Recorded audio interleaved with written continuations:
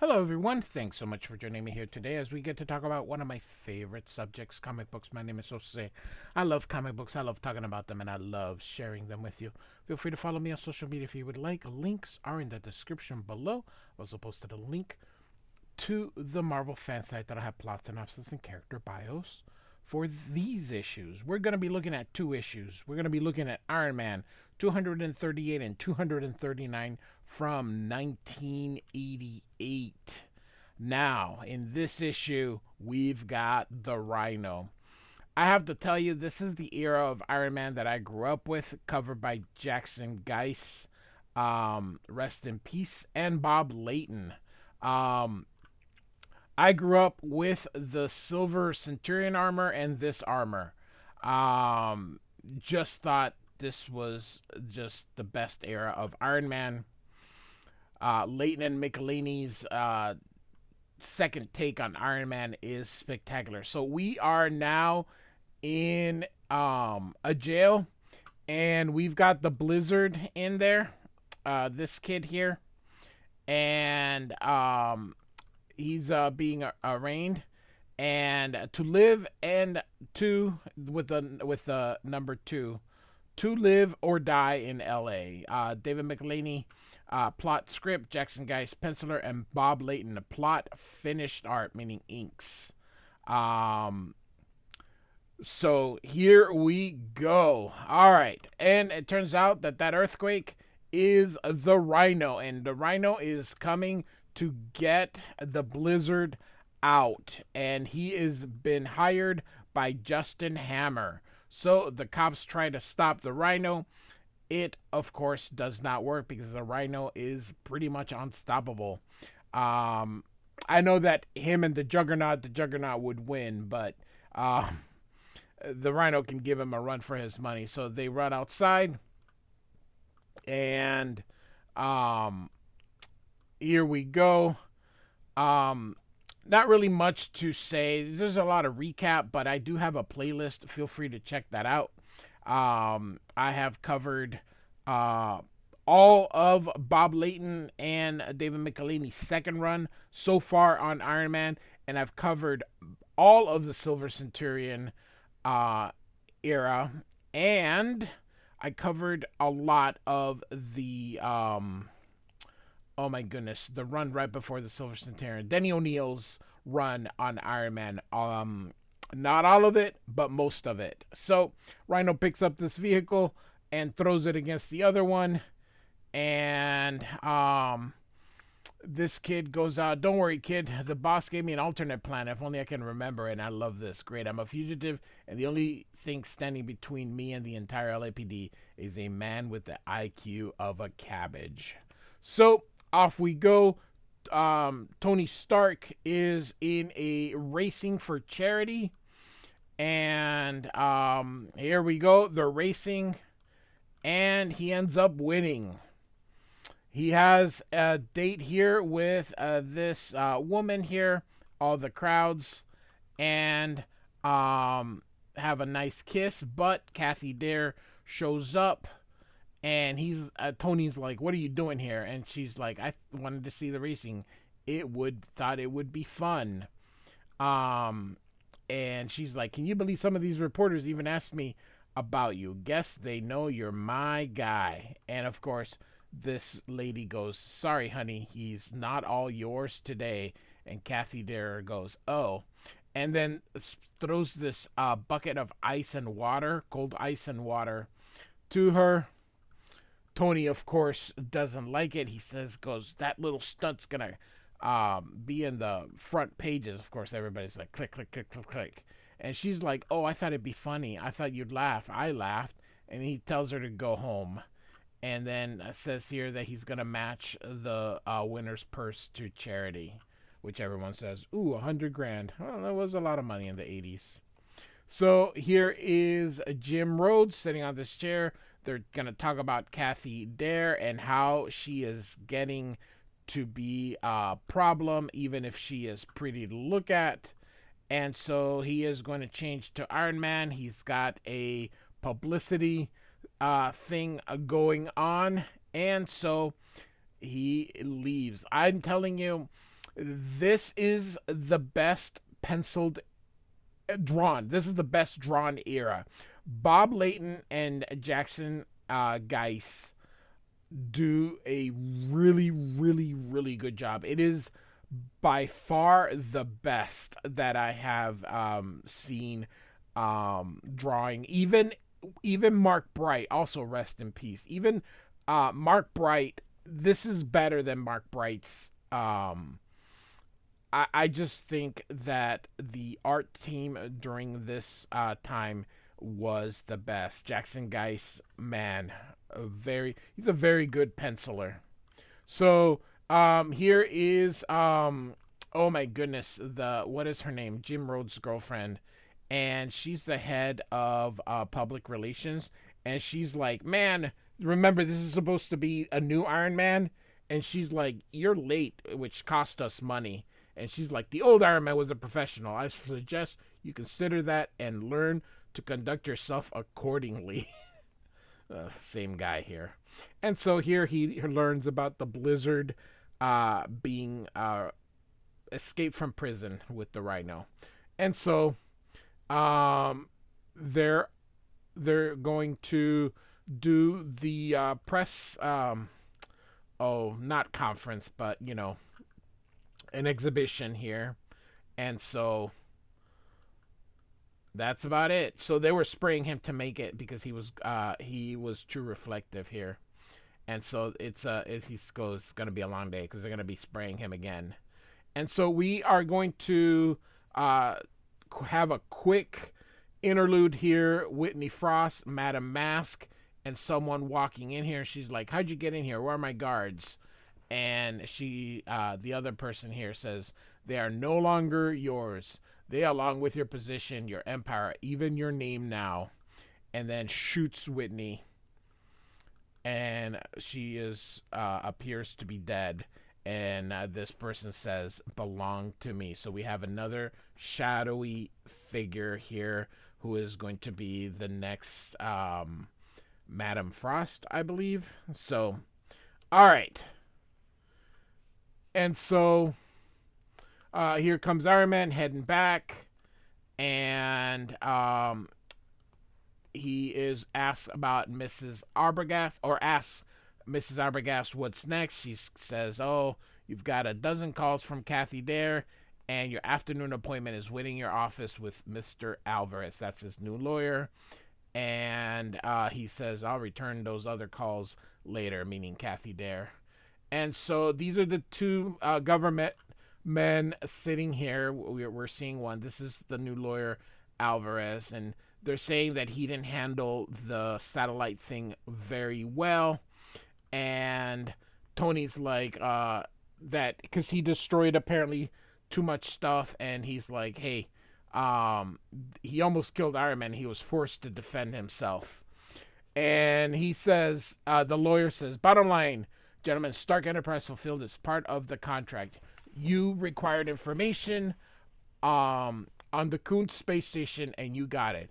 Refuse to make good on your obligation, and we'll look forward to seeing you in court. I'll make sure your clandestine satellite killer experiments will be the hit of the evening news. And, of course, this guy's like, you wouldn't dare. And Tony says, Mr. Alvarez speaks for me. So the Tony Stark will get everything that he had asked for, and they are going to leave, and he is impressed with his lawyer and says, you're going to do better than one. Then the lawyer reminds him that it says here, our international expansion picture is looking up. That Rome property you were thinking about has just been placed on the market. And let's see, was there anything else? Nope. All right. As he's walking out, Mrs. A says something about Barstow Electronics statistics on the accounting, and he asks, hey, let's talk about it tomorrow. I have a personal appointment. And so here at the gym, Marcy and Jim are having a private moment here. They put temporarily out of order, and they're like, so what are we going to do? And he says, did you bring a deck of cards? And she's like, no. I guess we'll just have to improvise, he says. So, all right. Here, Captain America, sorry. Iron Man is going to wait for Captain America. He says that everything that happened during the Armor Wars cost him his friendship. And so this takes place after Captain America 350, which I am covering next. That I believe is the next video. So a little bit out of order, but that's okay. So I do have a Captain America playlist as well. So Captain America 350 should be on the next, where Steve Rogers gets the mantle of Captain America. And so they talk. Eventually, they settle their differences. Stark says, when Captain America needs me, I will be there. And Steve says, when Iron Man needs me, I'll be there. So they're pals again. So off we go. So he decides that he is going to fight the Rhino and Blizzard. And so he's looking, his armor is in here. And so we're at the LAX, and the Rhino's making a ruckus. And again, not much, just a lot of action, a lot of exposition. Iron Man shows up, and he is going to pretty much fight the Rhino. So this part will go rather quickly here. There is going to be a little bit of tax talk about, because he's going to have to pay for all this. So, of course, he says the tax people should appreciate the write-off potential. And so a lot of the talking here is just or the thoughts really, are just to give us some exposition. Iron Man grabs the Rhino, kind of holds so that he breathes in all that smoke, and eventually knocks him out. But the Blizzard got away, and Iron Man, of course, says, I suppose 1 out of 2 isn't bad. So, all right. Later that night, he meets with the lawyer, and he says, the lawyer says, our offer for Electronica Fabriz was low, but the owners seem interested, even eager. We should close in a matter of days. He thanks him, and he goes, after everything that's happened, it's good to know that something is going right. And then we end here this issue on this Electronica Fabrizi. That's that company that we're talking about. And they're coming through. And of course, the Ghost. And next issue, he's back. So let's not waste any time and go right to 239, the return of the Ghost. And the cover here is Bob Layton. It does look like a Bob Layton pencils, but I cannot. Oh no, Bob Layton himself. So this is just Bob Layton by himself doing the cover here with the return of the Ghost. And it says, and he's back, and this time the Ghost is out for blood. So, all right, here we go. So we are in Rome, and we've got Blizzard, Blacklash, I think, and we got Boomerang, who is replacing the Beetle. Unholy Ghost is our title. Now, here it is the same creative team, Dave Michelinie, Jackson Guice, and Bob Layton. However, there is additional inks, and you're going to see them quite clearly when Bob Layton is not inking. Additional inks here by Don Hudson. So, here we go. They are in that business here. And what they want to do is basically saddle Tony Stark with a lot of debt and a lot of unsuccessful business. You can already see where inks are being are a little bit different here. And I don't know what Bob Layton had going on, but here comes the Ghost, and he's like, they're like, what the heck? And they're not working together, so we're gonna have a supervillain fight here for just a little bit here. The Ghost is going to take down these three, Boomerang tries to do his thing and the blizzard, but it is unsuccessful. They kind of get into each other's way. The blizzard knocks his head out, and Blacklash is like, the boss ain't gonna like this. So we are now with Tony Stark and Ray. I forgot her last name, and Kathy Dare on a on the newspaper, and she's like, "I didn't know you were getting married," and he's like, "No, I didn't either." So they have a little bit of talk, and he's about Kathy Dare. He's not really comfortable with her. Tony's trying to be loose, have fun. He's not really dating multiple women. He's just hanging out with multiple women, but he's a sexual machine. So he gets an important. This is his private network. It's supposed to be only used for emergencies, and so they're gonna go to board on toward on. They're gonna go to shore. And when he gets there, it is Kathy Dare, and she wants to know which dress to use. And he is, of course, very annoyed at that. He's like, "You use that up for dresses," and he's like, "Next time you pull another stunt, I'll throw you over my knee and whap your little butt till it bleeds." It's like, "You will?" He's like, "No, but don't do that again." And so. And he says they're not gonna go to Spago, and he's gonna try to make it up to Ray. Of course, she's like, I'm really sorry. I never do anything to upset you or your friend. She says very icily. So, all right. So we are in Stark Enterprises, and he's gonna see Mrs. A, and it says Felix is waiting. And Felix says, we lowballed them and they jumped at the chance. I think we need to check out why this Electronica Fabrizi, they're so eager to sell. And so he's going to call Abraham Zimmer down in Accutech. And you remember that from Armor Wars. I have a playlist again. So, and you can now definitely see the inks here. Zimmer says he will try to find out. Then he calls Rhodey to get the airplane ready. It's an experimental airplane. They're going to go to Rome, and Rhodey thinks that it must be serious because he wouldn't go on a whim like that just because. So here we are in Justin Hammer's home. It's an old monastery. And look at the people off-road. This is so cool. And so we've got Blizzard, Blacklash,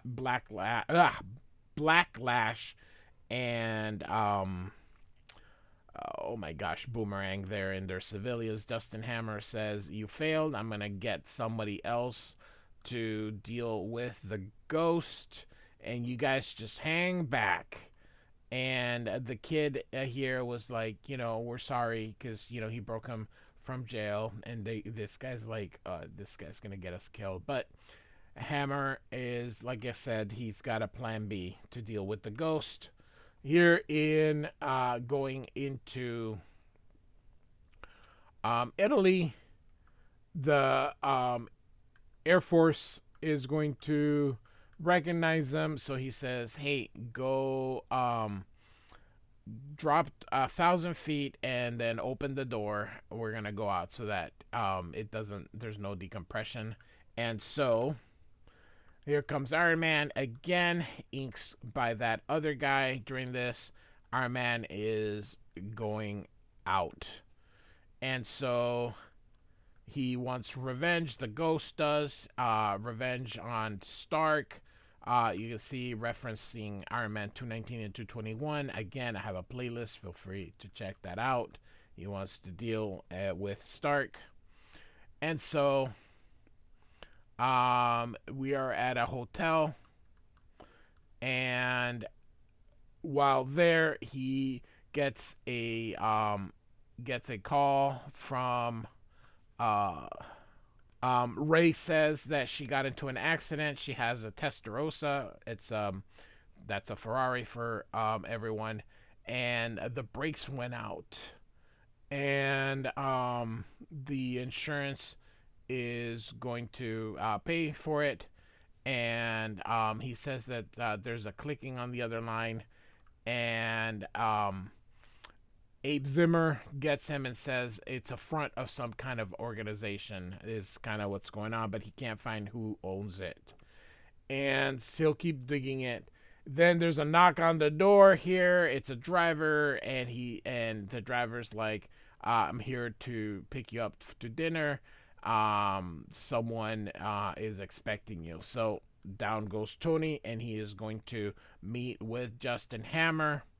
Justin Hammer, of course, tells him he owns the company. He wanted to saddle him with the with all the debt and the failure of that thing, but he's there for business. He wants to hire Iron Man to take on the Ghost, and if he does, he'll give him the Blizzard. And so Tony Stark leaves, and so Justin Hammer's like, Armand, you may serve dinner now for one. So here we go. Tony sets a trap for the Ghost to let him know he's in town. And so here we go. Rhodey is ready to help if Tony needs it, and he encounters the Ghost.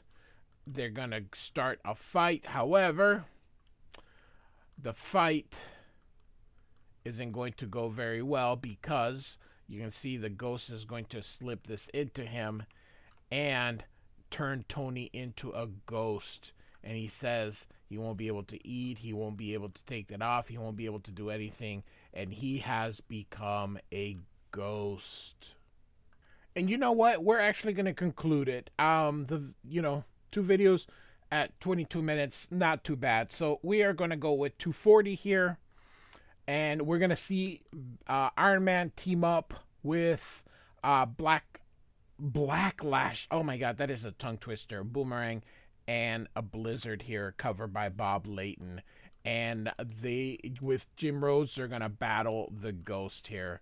Let's not forget Jim Rhodes there. So, all right. So, this time Bob Layton does all the inks, and we've got the Ghost Iron Man. Ghost Rider is our title. And Rhodey goes, my God, I'm going right through him. How's Iron Man going to get out of this? Well, of course, he doesn't know, but realizes he can use his powers. So he then decides that he is going to create an EMP, an electromagnetic pulse. And that, of course, gets that thing. But if he doesn't get it off in 6 minutes, it's going to go again. And so Rhodey's like, hold on. And he takes out his gun, and Iron Man's like, what? And he says, I said, hold on. And he shoots it. So he's done. That worked. I like this little bit of inking there. And so he's out. And Hammer talks with his, 3 associates, but the Ghost appears and says he's going to kill him too. And of course the Blizzard isn't gonna let him here, and he offers him a job of 6 figures, and the Ghost turns him down because he's not in it for the money. And so the Ghost leaves, and so he says, I've got another job for you 3, and of course they're gonna team up with Iron Man. And so Tony Stark is still in Rome, and they see somebody's in there. Jim Rhodes takes out his gun, but of course it is Kathy Dare who is waiting for him in bed after Jim opens the door, and they let her in the room. Stark is annoyed. He throws money at her, says, go back to the state. This is not a game. Life doesn't play by your rules. And so she gets stressed. She gets stressed, and you can see that she is annoyed. And she goes, you don't have to take me to the airport. I'll find my own way. And then asks, is this vase very expensive? He's like, everything in this room is expensive. So she shrugs it and breaks it. And Rhodes is like, I should have pulled the trigger when I had a chance. Yes, you should have.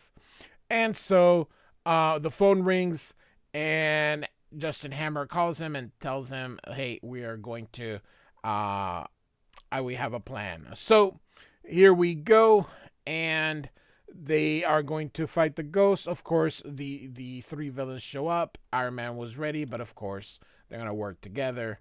And here we go, as we are going to have them battle the ghost. And you know how this is going to turn out because you can't trust a supervillain. And so, as they fight the ghost here, you are going to see that as they are beating the ghost, you see Iron Man, we've done it.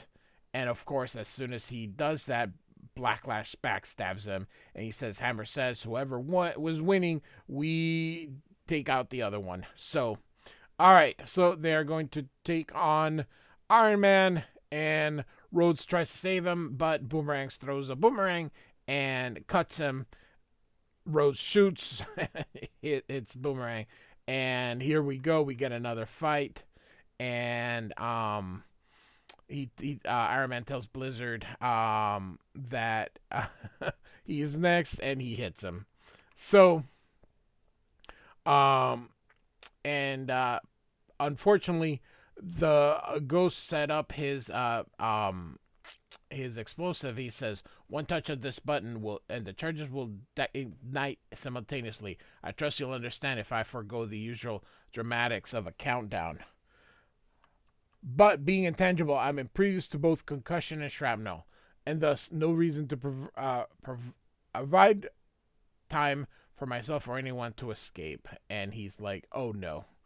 And he does this thing here, and he uses the EMP, and he's like, "Well, it's going to revive eventually." And the villains escape. They grab the Blizzard, and they evacuate the building. Eventually, the building does blow up, and the ghost is all happy. And so the Blizzard's like, "Mr. Hammer will get you for this." And Iron Man tells him that Hammer did not, and he recorded Hammer telling that he would give him the Blizzard. The Blizzard takes off his mask, and he's like, "Whatever." And so, all right, now we're gonna get toward the end here. Justin Hammer is in waiting. Hammer appears. Ghost appears, and he's like, "I'm gonna teach you a lesson." And Hammer says, "I think not." Presses a button, and turns out that as he brings down the curtains and all that stuff, he says that he had people analyze his suit, and he created material that he cannot go through. And Hammer walks out, and Ghost can't go through. By the time he blasts out, Hammer has left, and he's like, he's almost as infuriating as Tony Stark. "I don't know which I should kill first," and says, "What a delightful dilemma." And next, the Mandarin. It says here that is a story for another day. So there we go. 3 issues in 28 minutes. Iron Man 238, 239, and 240 by David Michelinie, Jackson Guice, and Bob Layton. Like and subscribe, and I do thank you so much for listening. Goodbye.